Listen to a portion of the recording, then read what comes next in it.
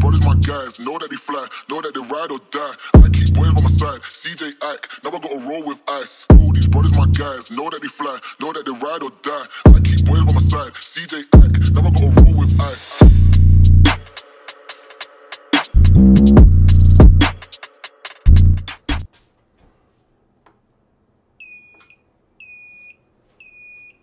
Hey, what's going on, guys? It's Paul with Spheric Reptiles, and I thank you so much for tuning into this video on determining whether you need something like this, an ultrasound or not.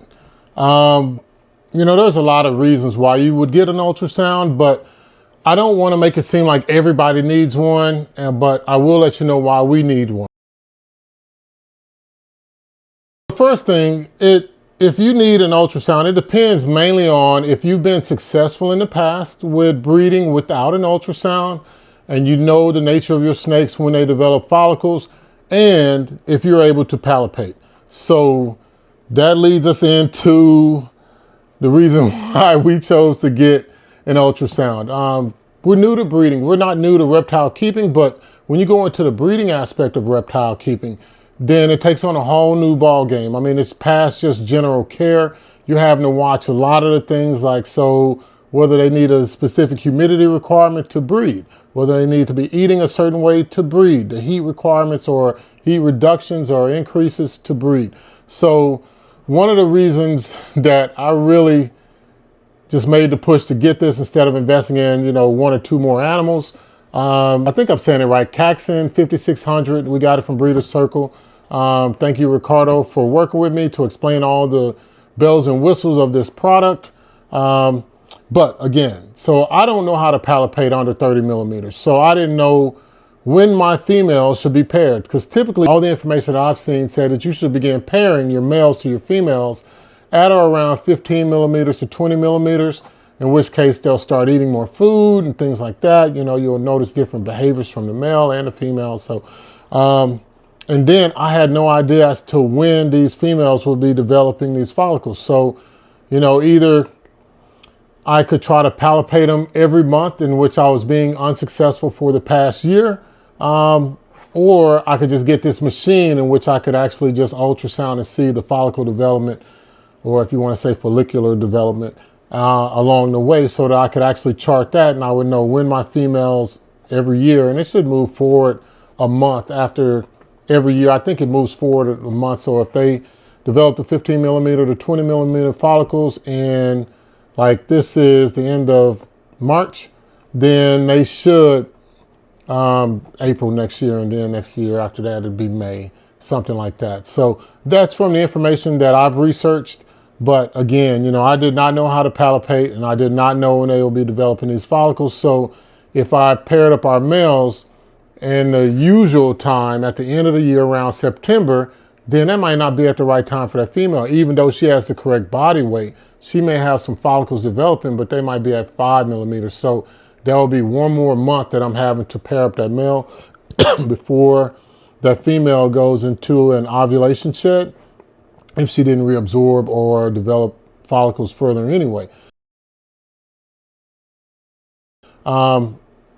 Because one of the things that I did notice is that the females, when you start pairing them up, they just start eating more anyway. So it's like, I think just the activity of it just increases their appetites. With males, they will still continue to eat, but at some point they will stop eating. That's what I've seen, not in all males, but in the majority of our males. So I was just kind of like, all right, so if I have to be on the cusp of whether I should do something or whether I shouldn't, I always want to take my precautions on the side of safety. So I'd rather not pair unless I'm absolutely sure that that female has the follicular development to where it needs to be 15 or 20 millimeters. So chose to get this. We got the linear probe, the foot pedal, and the lithium ion battery with it, so it could be a little bit more portable, as I will be doing most of these ultrasounds by myself.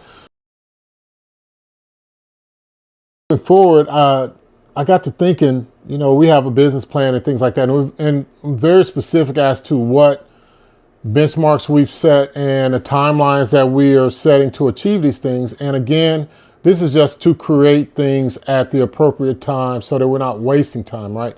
So that's one of the things that an ultrasound would do. You can either go with the contact, I think that's what most people have, or they have this Kaxin 5600 or Kaxin 5600. So they're both made in China, so I don't know if one is better than the other one. This one, the selling point, it costs more, but it had a foot pedal. And so I think that foot pedal just keeps my hands on the snakes and on the probe so that I don't have to release, because what I found is that even when I just try to, in practicing, ultrasound and just take my hand off the snake and hit the freeze button, the snake will inevitably move, whether you keep them in a tub over your leg or on this table.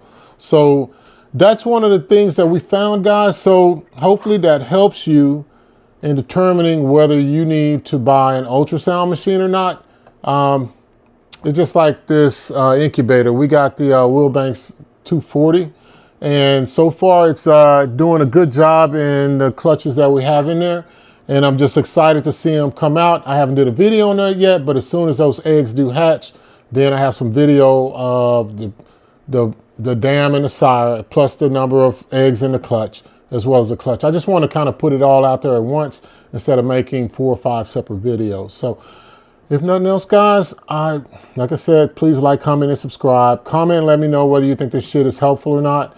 And, you know, enjoy the time that you have. Enjoy the time that you spend with your reptiles, and enjoy the time that you have with your family. Thanks, guys.